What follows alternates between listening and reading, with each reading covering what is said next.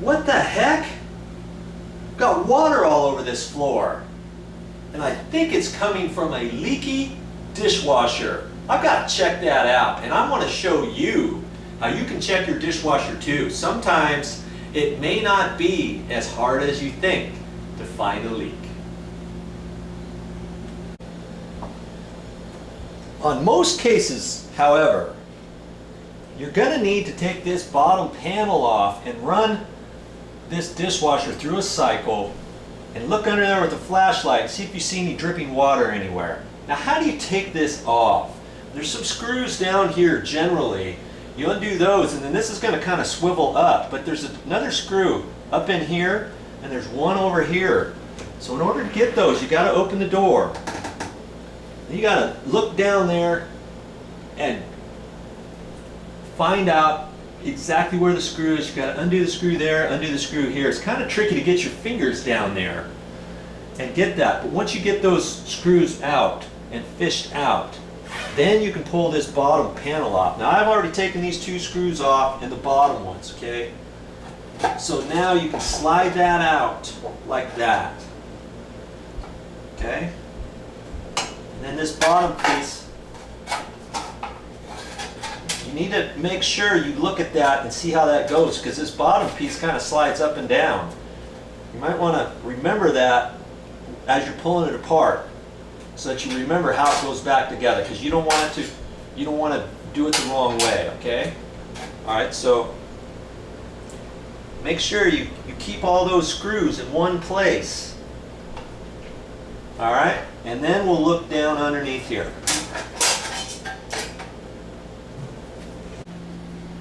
Let's turn this back on now.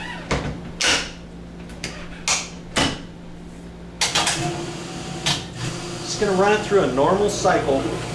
This is pots and pans, heavy wash, normal cycle. So I've got it on the normal wash. I'm going to let that run for a while. I'm going to get back under there and see if we see any leaks. I hope we don't. So far it's so good.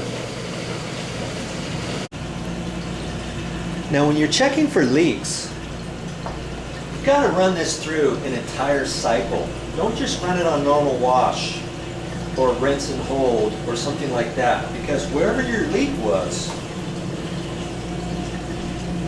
it could be activated anywhere along this cycle. I never know whether or not it's going to start dripping. So that's why I like to run it through an entire cycle. Now, you know, obviously it takes a while to do that, but I'm willing to do that before I call it good. I've got everything wiped up, and I can see right now that it's still dripping right there. Do you see that?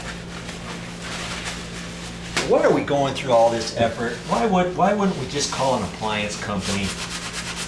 Because we're being little investigators to see if we can't fix it ourselves and save some money. That's what my channel is about. Haven't you figured that out by now? If I can save some money and do it myself, I'm going to do that every time.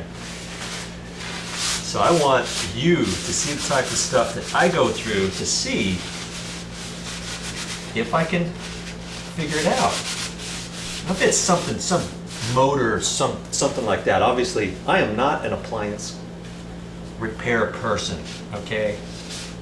I'm not going to start pulling this whole thing apart. You know, most of the things underneath here, I don't even know how they work, how they're connected, or anything like that. But if it's one or two different things that I've done before or that I feel comfortable fixing, I'm going to try it. Okay? Now see, it's dripping from underneath here. If I look underneath there, I can see, you can't really see it, but there's a main connection where the water for the whole dishwasher comes in. And I was thinking it might be that, but it's not dripping from there. It's dripping from up underneath here. I can't even reach it. I'm not quite sure what's under there. And,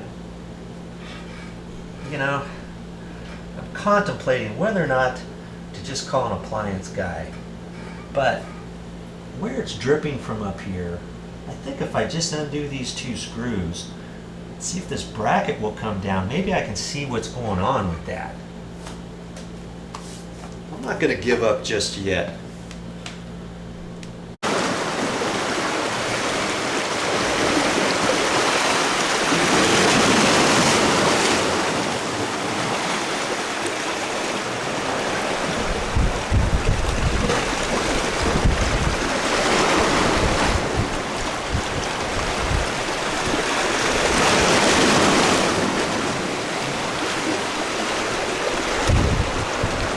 Bye-bye.